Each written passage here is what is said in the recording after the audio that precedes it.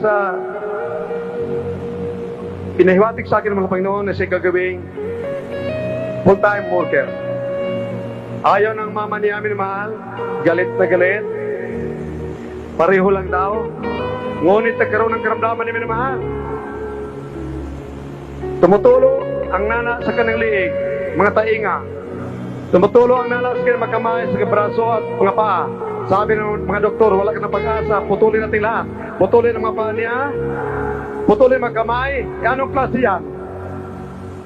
Nakahiga na lang, subuan. Sinabi ko sa kanyang magulang, sinasabi ko, sabihin mo, ma, piliin mo. Wala na ako magkamay, wala na mga paa, hindi ko magkakalakad, pagkainin ninyo ako. Ngunit ako'y buhay, ako'y mag-full-time worker sa Jesus Christ Ministry.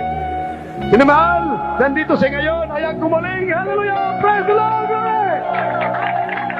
Glory! Hallelujah! Gaano kabait na pala Panginoon! Hallelujah! Hallelujah! Praise the Lord! Hallelujah! At akit pa sa langit, tagaugmana ng buhay na walang hanggan. Hallelujah! Praise the Lord!